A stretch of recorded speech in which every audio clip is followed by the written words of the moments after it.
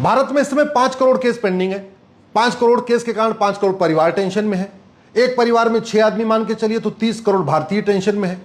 और ये तारीख पे तारीख से ब्राह्मण भी परेशान है, क्षत्रिय भी परेशान है, वैश्य भी परेशान है, दलित भी परेशान है, आदिवासी भी परेशान है। इस तारीख पे तारीख से हिंदू भी परेशान है, मुसलमान भी परेशान है, पारसी भी परेशान है, ईसाई भी परेशान है। इस तारीख पे तारीख से गुजराती भी परेशान है, बंगाली भी परेशान है, तमिलियन भी परेशान है और बिहारी भी परेशान है। सब परेशान है। अगड़े भी परेशान है, पिछड़े भी परेशान है। इस तारीख पे तारीख से गांधीवादी भी परेशान है, नेहरूवादी भी परेशान है, अम्बेडकरवादी भी परेशान है, फुलेवादी भी परेशान है, समाजवादी भी परेशान है, राष्ट्रवादी भी परेशान है। लेकिन कोई भी सांसद विधायक जुडिशियल रिफॉर्म की बात नहीं कर रहा है। सुबह से लेकर शाम तक खूब बतौलेबाजी होती है, आरोप प्रत्यारोप होता है टीवी के ऊपर, खूब बढ़िया प्रेस कॉन्फ्रेंस होती है, धूम धड़ाके हो रहे हैं। लेकिन जस्टिस विद इन ईयर होना चाहिए, जुडिशियल रिफॉर्म होना चाहिए, एक जुडिशियल चार्टर लागू होना चाहिए, सबकी रोल्स रिस्पॉन्सिबिलिटी तय होनी चाहिए। इसके ऊपर कोई चर्चा नहीं हो रही है। जानते हैं क्यों? क्योंकि आम जनता जातियों के आधार पर बटी हुई है, आम जनता भाषा के आधार पर बटी है, अगड़े पिछड़े के आधार पर बटी है। इसलिए नेताओं की बल्ले बल्ले मौज है, उनको क्या फर्क पड़ता है। आपको बतौलेबाजी चाहिए, आपको भाषणबाजी चाहिए, आपको लच्छेदार कहानियां सुननी है तो आपको कहानी सुनाई जा रही है। आज की डेट में पूरी दुनिया जुडिशियल सिस्टम को चेंज कर चुकी, लेकिन हम वही जो अंग्रेज दे के गए वही पकड़े हुए हैं। अरे भैया, जो तहसील है उसको हम प्राथमिक न्याय केंद्र क्यों नहीं बना रहे? क्यों नहीं हम ट्रायल कोर्ट के जज को तहसील में बैठा दे रहे हैं? क्यों नहीं हम डिस्ट्रिक्ट कोर्ट में अपील कोर्ट बना रहे कि भाई तहसील में पहला जो है मुकदमा तहसील में चलेगा और तहसील के बाद जो अगला फैसला होगा वो डिस्ट्रिक्ट में ही डिवीजन बेंच रहेगी। दो जजों की एक बेंच हो जाएगी सिविल मैटर सुनने के लिए, 2 जजों की एक बेंच बन जाएगी क्रिमिनल मैटर सुनने के लिए। तो आदमी को पहला उसकी सुनवाई तहसील में हो गई जो एकदम घर के 25-30 किलोमीटर दूरी पे है, अगली सुनवाई उसकी जिले में हो गई जहां उसने अपील कर दिया, वो भी 50 किलोमीटर की दूरी पे है।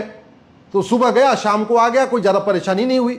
और अगर उसको अपील करना है तो हाई कोर्ट चला जाएगा। हाई कोर्ट 300 किलोमीटर 400 किलोमीटर होगी या 250 किलोमीटर होगी। और हाई कोर्ट में भी हम सिंगल बेंच बना दें और डिवीजन बेंच बना दें। ऐसे डिस्ट्रिक्ट कोर्ट में जैसे हमने पहले बनाया सिंगल जज बेंच रहेगी, डिवीजन बेंच भी रहेगी, ऐसे हाई कोर्ट में भी सिंगल जज बेंच और डिवीजन बेंच अपील हो जाएगी। सारा का सारा मुकदमा हाई कोर्ट तक आते आते सेटल हो सकता है। लोगों को सुप्रीम कोर्ट आना ही नहीं पड़ेगा। अभी तो हमने सिस्टम ऐसा घटिया किया हुआ है, एक बिस्वा जमीन का मामला, 2 बिस्वा जमीन का मामला सुप्रीम कोर्ट तक आता है। अभी ऐसा सिस्टम घटिया किया हुआ, एक कमरे का मकान का मामला सुप्रीम कोर्ट तक पहुंच रहा है।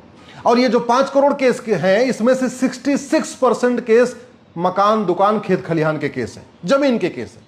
और जानते हैं केस क्यों इतने ज्यादा बढ़ते जा रहे हैं? क्योंकि हमने अवैध निर्माण को कोई सीरियस क्राइम डिक्लेयर नहीं किया है, अवैध कब्जे को सीरियस क्राइम डिक्लेयर नहीं किया। तो जो दबंग है वो गरीब आदमी की जमीन पे कब्जा कर लेता है, जो दबंग है गरीब के मकान पे कब्जा कर लेता है, जो दबंग है वो तालाब के ऊपर कब्जा कर लेता है, खलिहान पे कब्जा कर लेता है, जो दबंग है वो चक्रोट पे कब्जा कर लेता है, जो दबंग है वो ऊसर जमीन, बंजर जमीन, गोचर जमीन, खेल के मैदान पे कब्जा कर लेता है। और कब्जा कर लेता है, लाठी डंडे भी चलते हैं, 2 लाख लोग साल में मरते हैं, 20 लाख लोगों का हाथ पैर टूट जाता है। सब इसी जमीन विवाद के कारण हो रहा है।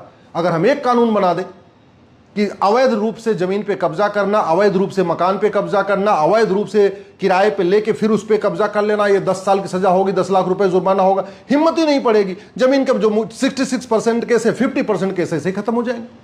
अगर हम झूठ को गंभीर अपराध घोषित कर दें, झूठी शिकायत, झूठी जांच, झूठी गवाही पे अंडरटेकिंग लेना शुरू कर दें और झूठ पकड़ने के लिए नार्को पॉलीग्राफ मैपिंग टेस्ट बना दे, हर जिले में एक लैब बना दे नार्को पॉलीग्राफ मैपिंग के लिए, लोग झूठी शिकायत नहीं करेंगे, झूठी जांच नहीं होगी, झूठी गवाही नहीं होगी, आधे केस ऐसे बाहर हो जाएंगे। अगर हम पूरे देश में जैसे जेई का एग्जाम होता है इंजीनियरिंग के सिलेक्शन के लिए, नीट का एग्जाम होता है डॉक्टर के लिए, आईएएस का एग्जाम होता है कलेक्टर कप्तान के लिए, ऑल इंडिया लेवल पे एक आईजीएस का एग्जाम शुरू कर दे। ऑल इंडिया लेवल पे सब लोग बैठे और उसमें भी केवल मेरिट के आधार पर सिलेक्शन करें। ऐसा नहीं होना चाहिए कि उसमें मेरिट में कंप्रोमाइज हो जाए, क्योंकि अगर जज कंपिटेंट नहीं होगा तो दोषी को बेल दे देगा और जो निर्दोष है उसको जेल भेज देगा। इसलिए जज का कंपिटेंट होना जरूरी है। और ऑल इंडिया लेवल में सभी जजों की क्वालिटी एक जैसी होनी चाहिए। वो तभी हो सकता है जब ऑल इंडिया लेवल पे एग्जाम हो और बिल्कुल मेरिट के आधार पर हो, कोई कंप्रोमाइज ना हो। हम क्यों नहीं शुरू कर दे रहे? आखिर जल्दी जल्दी मुकदमों का फैसला होगा, सबका फायदा होगा ना। अगर भारत में जस्टिस विद इन ईयर लागू हो जाए तो जीडीपी 2% बढ़ जाएगी। अभी तो विदेश के लोग आके परेशान होते हैं, अगर मैं जाऊंगा कहीं मुकदमा शुरू हो गया तो 20 साल 30 साल तो मुकदमा चलता रहेगा। हम चीटिंग, फ्रॉड, फोर्जरी और परजरी को सीरियस क्राइम डिक्लेयर क्यों नहीं कर रहे? चीन, Japan, Singapore, Australia, Canada, America, England में चीटिंग, फ्रॉड, फोर्जरी और परजरी सीरियस क्राइम है। हम क्यों नहीं डिक्लेयर कर रहे? हम प्रत्येक जिससे भी कुछ गवाही देने आ रहा है उससे एक वो अंडरटेकिंग क्यों नहीं ले रहे हैं? हमारी गवाही सही है और झूठी हुई तो मैं 10 साल जेल जाने के लिए तैयार हूं। हम जो एफआईआर लिखवाने आ रहा है उससे अंडरटेकिंग क्यों नहीं ले रहे? अगर मेरी शिकायत गलत है, मेरा एफआईआर गलत हुआ, मैं 10 साल जेल जाने के लिए तैयार हूं। हम जो पुलिस के अधिकारी जांच करते हैं, दरोगा जांच करते हैं, उससे अंडरटेकिंग क्यों नहीं ले रहे? हाँ, जो हमने जांच किया अगर ये गलत सिद्ध हुई तो मैं 10 साल जेल जाने के लिए तैयार हूं। जिस दिन अंडरटेकिंग लेना शुरू कर देंगे, फर्जी शिकायत बंद, फर्जी एफआईआर बंद, फर्जी जांच बंद, फर्जी गवाही बंद, आधे मुकदमे ऐसे ही खत्म। हम महीने महीने तारीफ क्यों दे रहे हैं भैया? हफ्ते हफ्ते तारीख क्यों नहीं देते? भारत में जस्टिस विद इन आवर होता था, 1 घंटे के अंदर फैसला होता था। छत्रपति शिवाजी महाराज, रानी अहिल्याबाई होलकर, राजा विक्रमादित्य के समय मुकदमा थोड़ा लंबा हो 2-3 घंटे रखते थे, जस्टिस विद इन डे हो जाता था। थोड़ा ज़्यादा कॉम्प्लिकेटेड केस हो 2-3 बार बुलाना पड़ता था। जस्टिस विद इन वीक तो हो ही जाता था। बहुत कम केस हैं जो जस्टिस विद इन मंथ होते, मतलब 2-3 हफ्ते चले, यानी 1 महीने में तो हो ही जाता था। अरे हम जस्टिस विद इन मंथ की बात नहीं कर रहे हैं, हम तो जस्टिस विद इन ईयर की बात कर रहे हैं। और 1 साल में तो सबका फैसला हो सकता है, चाहे सिविल हो, चाहे क्रिमिनल हो, चाहे सर्विस मैटर हो, चाहे कॉन्स्टिट्यूशनल मैटर हो, पीआईएल हो, कुछ भी हो, रेंट का मामला हो, जमीन का मामला हो, सभी मुकदमों का फैसला 1 साल में हो सकता है। अगर हम कानून बदल दें, भ्रष्टाचार खत्म कर दें, धड़ाधड़ सुनवाई होगी, धड़ाधड़ जो है फैसले आ जाएंगे। अगर वास्तव में देश में राम राज्य स्थापित करना है ना, तो जस्टिस विद इन ईयर लागू करना पड़ेगा। जस्टिस विद इन ईयर के बिना राम राज्य स्थापित करना नामुमकिन है। जस्टिस विद इन ईयर के बिना भारत को विश्व गुरु बनाना नामुमकिन है। जस्टिस विद इन ईयर के बिना परम वैभव का लक्ष्य प्राप्त करना असंभव है।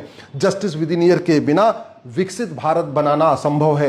जस्टिस विद इन ईयर के बिना विश्व महाशक्ति बनना असंभव है। जस्टिस विद इन ईयर के बिना भ्रष्टाचार, अपराध खत्म करना मुश्किल है।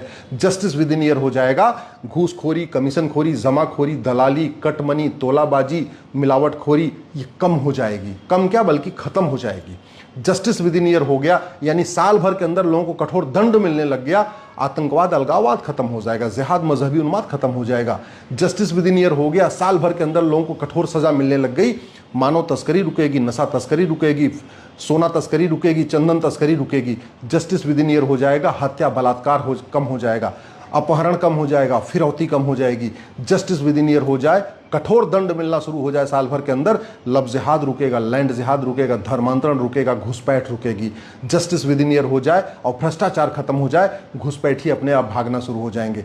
जो भारत में भी समस्याएं हैं ना, उसका मूल कारण है, पूरी दुनिया को पता है और भारत के लोग बदमाशों को भी पता है, दबंगों को पता है, माफियाओं को भी पता है कि यहाँ तारीख पे तारीख चलती रहेगी, यहाँ कुछ नहीं होना होगा, कुछ नहीं होगा। इसलिए कोई पेपर लीक कर देता है, कोई अपहरण कर लेता है, कोई साइबर फ्रॉड कर देता है, कोई बैंक अकाउंट खाता सीज कर देता है, जब देखो कोई रोड रेज कर देता है, कोई कुछ न कुछ कर ही दे रहा है। जानते हैं क्यों? क्योंकि कानून का खौफ नहीं है।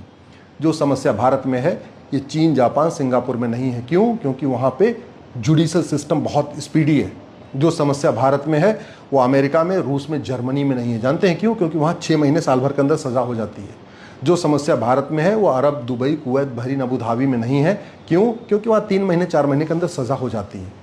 इंसान तभी ठीक से रहता है, इंसान तभी अच्छी तरीके से व्यवहार करता है जब उसको पता है कि हमें सजा मिलेगी कठोर। तो जब तक घटिया कानून नहीं बदलेगा, गुलामी की पुलिस व्यवस्था नहीं बदलेगी, गुलामी की प्रशासनिक व्यवस्था नहीं बदलेगी, गुलामी की न्यायिक व्यवस्था नहीं बदलेगी और जस्टिस विद इन ईयर लागू नहीं होगा, तब तक देश में बदलाव करना नामुमकिन है। आतंकवाद, अलगाववाद, जिहाद, मजहबी उन्माद खत्म करना नामुमकिन है। जस्टिस विद इन ईयर के बिना लव जिहाद, धर्मांतरण, घुसपैठ, जनसंख्या विस्फोट को रोक पाना असंभव है। जस्टिस विद इन ईयर के बिना घूसखोरी, कमीशनखोरी, दलाली, कटमनी, तोलाबाजी, हवालाबाजी रोकना नामुमकिन है। जस्टिस विद इन ईयर के बिना मुनाफाखोरी, मिलावटखोरी, जमाखोरी रोक पाना नामुमकिन है। जस्टिस विद इन ईयर के बिना राम राज्य स्थापित करना नामुमकिन है, विश्वगुरु बनना नामुमकिन है, राम परम वैभव का लक्ष्य प्राप्त करना असंभव है, विकसित भारत बनाना असंभव है।